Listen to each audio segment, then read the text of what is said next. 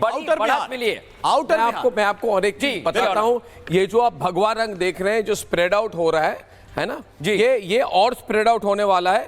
इसका कारण क्या है मैं आपको बताता हूँ।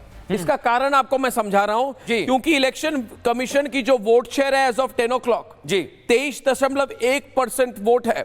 2020 में आरजेडी की वोट शेयर 23.5 थी, यानी कि वोट शेयर सिर्फ 0.3% से कम हुई है।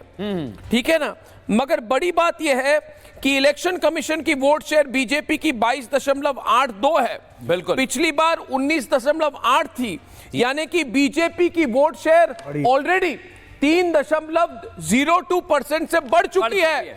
ये बीजेपी की वोट शेयर जो है 2-3% जहां बढ़ जाए, ये बहुत बड़ी स्विंग है। यानी कि पहली बार बीजेपी की जो वोट शेयर 25% की हुआ करती थी, इस बार 25% तक जा सकती है।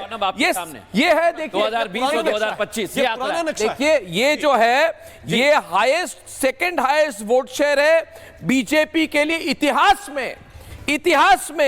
इसको कहा जाता है रिटर्न ऑफ मोदी वेव। बिल्कुल, यह है return of Modi wave. Modi wave बाहर आ गई है, वापस आ गई है बिहार में, और आप मोदी की लहर है बिहार में। बिल्कुल, मोदी की लहर हो रही है। 163 जेडीयू और बीजेपी सबसे बड़ी पार्टी। आप देखिए अर्णव, ये पूरा भगवा हो गया है। यहाँ पर पिछली बार आरजेडी थी, अब इधर पूरा का पूरा भगवा हो गया। राम, बिल्कुल यही तस्वीर जो बदल रही है, इसको थोड़ा सा फोकस करके देखना चाहिए। ये पूरा देखिए आरजेडी की तरफ था, ये जो आउटर बिहार का हिस्सा है। अब जरा बीजेपी में आप देखिए, ये हिस्सा पूरा देखिए ये कैसे बदलता जा रहा है। इसके साथ साथ देखिए इलेक्शन कमीशन की जो वोट शेयर है इस समय 10 बजे की वोट शेयर इलेक्शन कमीशन की 18.24%, 2020 में 15.7% थी, यानी कि 2.5% बढ़ी है। जेडीयू की वोट शेयर भी 2.5% बढ़ी है, आप ये समझ रहे हैं। और उसके साथ साथ 7.77% कांग्रेस की है। पिछली बार 2.6% थी, 2% और गिर गई है कांग्रेस। तो लोगों ने कहा था कांग्रेस और गिर नहीं सकती है, इससे और गिर गई है कांग्रेस पार्टी, और 7.5% तक सीमित होते हुए कांग्रेस पार्टी की बर्बाद हालत पर विश्लेषण किया जाए। आगे बढ़िए जी, चलिए ऐश्वर्या बोलिए।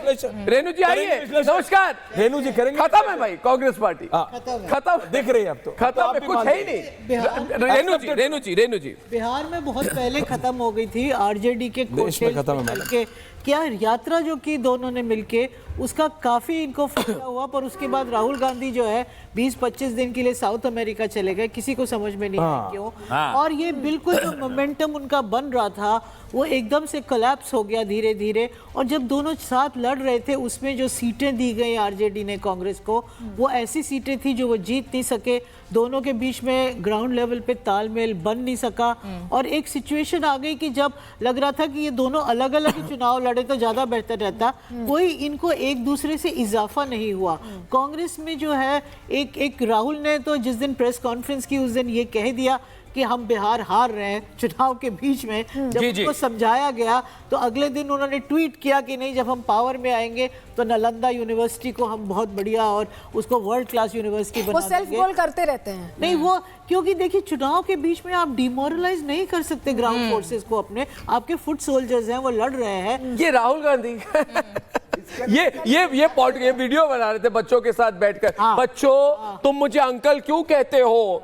अरे भैया, आप 60 साल की आपकी उम्र होने वाली है, क्या बोले? आपको क्या बोले? ये मतलब इलॉजिकल बात। टाइट टी शर्ट पहन के इस उम्र में इस तरह की बिहेवियर, हंसी मजाक, कोई सीरियसनेस नहीं है। आधे टाइम थाईलैंड में, बाकी टाइम मस्कट में। मतलब इनको पॉलिटिक्स से त्याग पत्र दे देना चाहिए। देखिए, अभी मैं आपको डिटेल बताता हूं, जहां पे इलेक्शन वोट शेयर को देखते हुए मुझे ये लग रहा है कि आरजेडी की वोट शेयर जो है बहुत ज्यादा कम नहीं हुई है। मतलब कि उनके यादव और मुस्लिम वोटर अभी भी उनके साथ हैं।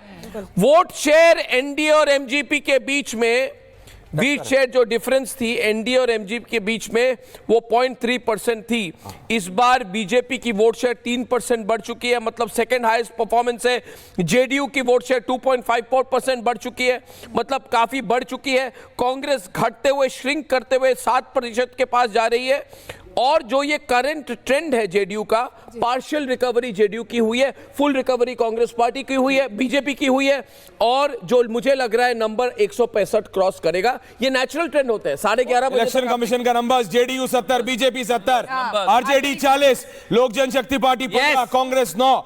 दोबारा रिपीट कर रहा हूं, जेडीयू 70, बीजेपी 70, आरजेडी 40, लोक जनशक्ति पार्टी चिराग 15, कांग्रेस 9, सीपीआईएम 4, हम 4, अदर 7, 70 पे हैं। और जो वोट शेयर की आप बात कर रहे थे वो लेटेस्ट आरजेडी का 22.9 है, बीजेपी का 23.24, जेडीयू 18। राम, एक बड़ी बात, एक बोलिए, ये पूरा चुनाव लड़ा गया इस बात पे कि ये बीजेपी नीतीश को खत्म कर देगी, बीजेपी नीतीश को मिटाना चाहती है। बड़ी बात, ये गलत बात था। ये परसेप्शन लुटियन की मीडिया, लेकिन ये सब लोग चलवा रहे थे। लेकिन हुआ क्या, ये देखिए 71 आपके सामने स्क्रीन पर है। दोनों बराबर सीटों पर लड़े और बराबर सीटों पर इस वक्त ट्रेंड भी कर रहे हैं, इस वक्त बढ़ रहे हैं। यानी कि और बड़ी बात प्रफुल्ला जी, इसका एक महत्वपूर्ण मतलब ये है कि ये सारे एनडीए के घटक दलों के बीच में सिनर्जी जबरदस्त थी, वोट ट्रांसफर हुआ है।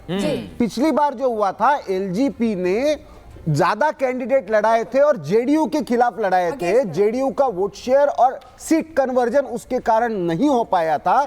इस बार हमारे गेस्ट लाइए, गेस्ट लाइए ऐश्वर्या बैठे जफर साहब, नमस्कार। बैठे जफर साहब नमस्कार। नंबर कहां तक जाएंगे जफर जी? जफर इस्लाम, बीजेपी के प्रवक्ता।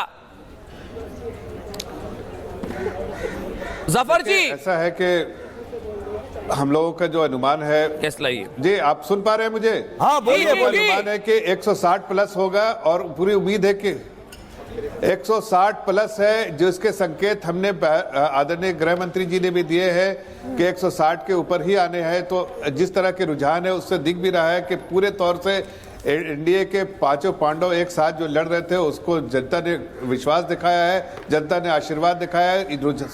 शुरुआती रुझान है, लेकिन जैसे जैसे दिन ढलेगा ये सीटें तब्दील होंगे रुझान, तो मुझे लगता है कि अगर 50 सीटों से कम अगर महागठबंधन आ जाए तो मुझे आश्चर्य नहीं होगा, इसलिए कि लोगों ने बिल्कुल पूरे लैंडस्लाइड विक्ट्री के लिए भारतीय जनता पार्टी और एनडीए के घटक दलों को एक साथ वोट दिया है। और जिस तरह से हम लोगों ने जमीन पे एक समन्वय बनाते हुए एकजुट होकर लड़ाई की, वही सामने अभी आपके चैनल पे ही कोई बता रहे थे कि वो लोग जो है आपस से बिखरे हुए दिख रहे थे और जनता को भी बिखरे हुए दिख रहे थे। जनता को जितनी भी कोशिश कर ली उन्होंने गुमराह करने की, जनता गुमराह नहीं हुए। जनता को चाहिए एक अच्छा गवर्नेंस मॉडल, जनता को चाहिए एक अच्छा विकास। एक छोटा सवाल बस आपसे करना चाहता हूं। प्रधानमंत्री ने जिक्र किया अपनी रैली में कट्टा और दुनाली का, और वहां से ये चुनाव आगे बढ़ता है और प्रधानमंत्री नरेंद्र मोदी कहते हैं जंगल राज की बात। तो क्या ये नारा काम कर गया है? दिख रहा है नंबर्स में हमें? देखिए, दो चीजें लोगों के जहन में थे। आप अगर बिहार गए होंगे, जिस तरह से हमने भी बिहार में काम किया, तो हमको दो चीजें बहुत साफ तरीके से दिख रही थी। एक चीज ये कि लोग जो है खुले आसमान में जो सांस लेने वाली बात होती है ना कि एक सुशासन बाबू, अच्छा गवर्नेंस मॉडल हो, वो आदरणीय नीतीश कुमार जी को उस चीज से जाने जाते हैं कि अच्छे सुशासन बाबू के तौर पे। और एक विकास की जो धारा जो है तेजी से बढ़ती रहे, उसमें विकास पुरुष जो आदरणीय प्रधानमंत्री जी, दोनों के लिए विश्वास था, एनडीए के लिए विश्वास था, एनडीए को आशीर्वाद था। आरजेडी अब क्या बोलेगी? महागठबंधन में जंगल राज का एक भय, दिमाग में डर और भय, लहर भय जो इनके दिमाग में था, और वो सामने दिख रहा है जो शुरुआती रुझान में भी कि जनता नहीं चाहती है, पूरे तौर से रिजेक्ट कर दिया है जो जंगल राज को। और आगे आने वाले रुझान जो है जब सीटों में आ जाएंगे तो आपको इस बात का एहसास होगा, आरजेडी को पूरे तौर से रिजेक्ट कर दिया। रिजेक्टेड पार्टी है, लेकिन आरजेडी जो बड़े 140 सीटों से लड़ रही थी, वो सिमट के 30-32 में आ जाए तो आश्चर्य नहीं होगा।